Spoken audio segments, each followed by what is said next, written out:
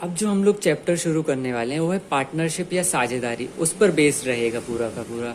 ये एक्चुअली हमारे competitive exam और स्कूल इन सब चीज़ों में तो यूज़फुल है ही, बट ये डेली लाइफ में और ज़्यादा इंपॉर्टेंट हो जाती हैं चीज़ें। तो एटलीस्ट हमें ये सारी चीज़ें पता होना ही चाहिए कि इनको कैसे सॉल्व करा जाता है। पहला क्वेश्चन पढ़ते हैं। 3 भागीदार एक व्यवसाय में 2000, 2500 और 1000 रुपए लगाते हैं। लाभ 880 रुपए होने पर अंतिम भागीदार को कितनी लाभ राशि मिलेगी? ठीक है, अब इसको समझने की तरीका क्या है कि 3 लोगों ने अलग अलग अमाउंट में पैसे लगाए हैं, लेकिन वो अब एक जो उनको प्रॉफिट हुआ है वो एक अमाउंट हुई है, तो किसके हिस्से में कितना कितना जाना चाहिए? अब सबको बराबर तो दे नहीं सकते क्योंकि सबका स्टेक या भाग जो है वो बराबर नहीं है। ठीक है, तो हम क्या करेंगे, इनका अनुपात निकालने की कोशिश करेंगे। अनुपात, किस अनुपात में इनने पैसे लगाए हुए हैं? ठीक है, 2000, 2500 और 1000। ठीक है, 2000, 2500 और 1000 रुपए। ठीक है, अब इसकी नियरेस्ट, अब इसको शॉर्ट करने की कोशिश करते हैं, डिवाइड करने की या हटाने की।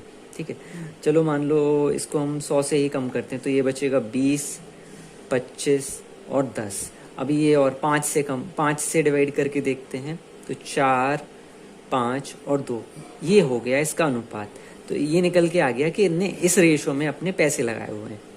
पहले वाले के 4, दूसरे वाले, ABC हमने नाम दे दिया, दूसरे वाले के 5 हिस्सा लगा हुआ है, तीसरे वाले का 2 हिस्से लगे हुए हैं। ठीक है, इनका अनुपाती योग निकाल लो। अनुपाती योग, अभी ये अनुपात निकल के आया, अब अनुपाती योग देखोगे, 4 और 5 9 और 2 11, 4 + 5 + 2, ये हो गया 11। टोटल हिस्से हैं, अनुपाती योग बेसिकली क्या होता है कि टोटल उस चीज के हिस्से कितने हैं, तो जो प्रॉफिट है उसके 11 हिस्से होने चाहिए। 11 हिस्से में से पहले वाले को मिलेंगे 4, दूसरे वाले को 5 हिस्सा, तीसरे वाले को 2 हिस्से। ठीक है, क्वेश्चन क्या पूछ रहा है, अंतिम भागीदार को, तो अंतिम भागीदार को 2 हिस्से मिलने चाहिए। तो कुल लाभ कितना है? कुल लाभ है 880 का। अंतिम वाले को कितना बनना चाहिए? 880 के 2 हिस्से। 2 हिस्से किस में से? 11 में से। ठीक है, 2 डिवाइड बाई 11, 11 से डिवाइड करो, 11 8 88 80, 160 रुपये अंतिम वाले व्यक्ति को मिलेंगे। ठीक है, अगर ऐसे पहले और दूसरे का पूछते तो उनके रेशो को हम गुणा कर देते। क्वेश्चन है हमारा, किसी व्यापार में A और C की पूंजियों में 2:1 का अनुपात है, A और B में 3:2 है। यदि उन्हें 1,57,300 का लाभ होता है तो B को कितने रुपए मिलेंगे?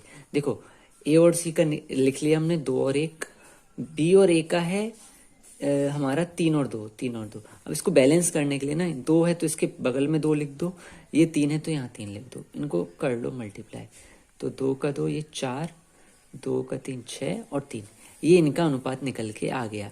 B अनुपात A अनुपात C, ये हमें निकल के आ जाएगा। ठीक है, अब इनका अनुपाती योग कितना होगा? अनुपाती योग होगा 4, 6, 10, 3, 13, 13 होगा। B का निकालना, इसका B को कितना मिलेगा, तो B का हिस्सा। ठीक है, B का हिस्सा कितना है? B का अनुपात 4 है, तो B का हिस्सा कितना है? 4। टोटल अनुपात कितने हैं? योग 13। बस इसको कितना है? 1,57,300, इससे सॉल्व कर लेंगे, ये हमारा आंसर आ जाएगा। 13 1 कम 13, 2 बचे 27, 26, 1 बचा 00। ठीक है, 12,100 को 4 से गुणा करेंगे, 48,400 आंसर। देखो, कंफ्यूज नहीं होना है इसमें, जो इनके अनुपात थे ना, बस इसको हमने इक्वल इक्वेशन से बैलेंस करने की कोशिश करी, इससे बैलेंस करके हमें मिला है ये अनुपात टोटल। इसका अनुपाती योग निकाल लिया, अनुपाती योग से फिर B का हिस्सा निकाल लिया, बस इस तरीके से आंसर आ जाएगा। नेक्स्ट पढ़ लो, A, B और C एक चारागाह किराए पर लेते हैं। A 7 महीने तक 10 बैल, B 5 महीने तक 12 बैल और C 3 महीने तक 15 बैल चराता है। अगर चारागाह का किराया 175 रुपए हो तो C को कितना किराया देना होगा? अब ध्यान से समझना है हमें कि हाँ, अब इसमें क्या होगा, अभी क्या करना होता है ना, अब हमें पता नहीं 7 महीने तक 10 बैल, B 5 महीने तक 12 बैल, तो ये थोड़ा कंफ्यूजिंग हो जाता है। तो इसके लिए तरीका क्या होता है, पहले इनका इक्वल इक्वल शेयर निकालना पड़ेगा। जैसे A का कितना हो गया, 7 × 10, A का कितना हो जाएगा 70। 7 महीने तक 10 बैल, 7 × 10 70, बी का देख लो, बी का 5 × 12 मतलब 60 हो गया, ठीक है। सी का कितना होगा, 3 × 15 45, ठीक है। तो इनका अनुपाती योग कितना निकल के आएगा, प्रति योग 70 60 45। पहले इनका अनुपात है एक्चुअली, ये योग नहीं है अभी।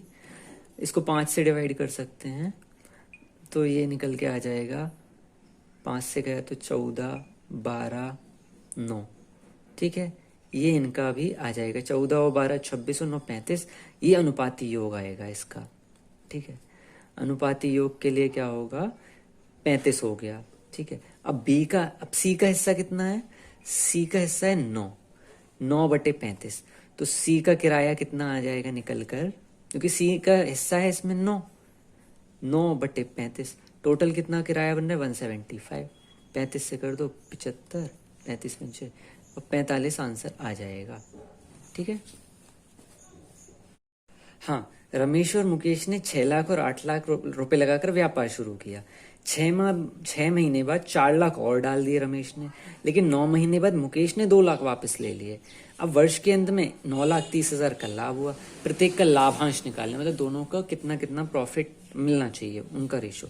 तो देखो 6 लाख रुपए लगाए, 6 माह बाद 4 लाख और डाल दिए, तो 6 लाख रुपए जो थे वो 12 महीने तक तो पड़े ही रहे, ठीक है। और जो एडिशनल 4 लाख रुपए डाले वो कितने महीने के लिए डाले उसने, वो सिर्फ 6 महीने के लिए डाले। तो 4 लाख इंटू 6, ये हो गया रमेश का हिस्सा। मुकेश का हिस्सा देखो, 8 लाख लगाए थे शुरू में, ठीक है, और 9 महीने बाद 2 लाख वापस निकाले, तो 8 लाख 9 महीने तक तो पड़े ही रहे,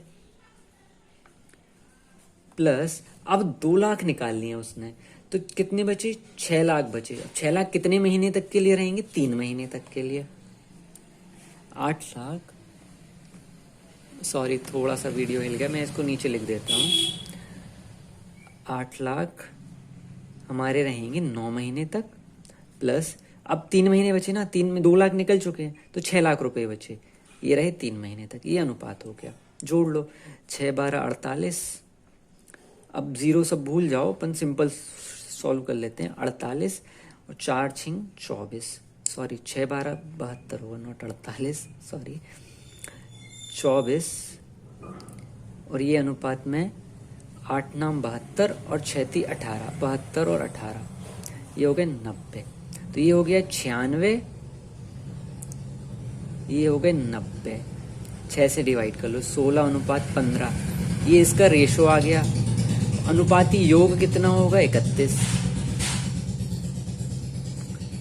16 + 15 = 31, ठीक है। अब बोल रहे हैं कि प्रत्येक का लाभांश निकालना है, तो रमेश का हो जाएगा 16/31 इंटू प्रॉफिट हुआ 9,30,000, 31 दूनी 62 3, ठीक है। तो ये 3 से चला गया और ये आ जाएगा हमारा 30,000। तो हो गया 4,80,000 रुपये रमेश का। महेश का निकालना है, महेश तो है नहीं, मुकेश है, सॉरी मुकेश का है। तो मुकेश का है हिस्सा 15/31, ठीक है, 9,30,000, ये निकाल लो। तो ये 4.5 लाख रुपए हो जाएंगे, 4.5 लाख रुपए, ये आंसर आ जाएगा, 4.5 लाख और 4,80,000 रुपए।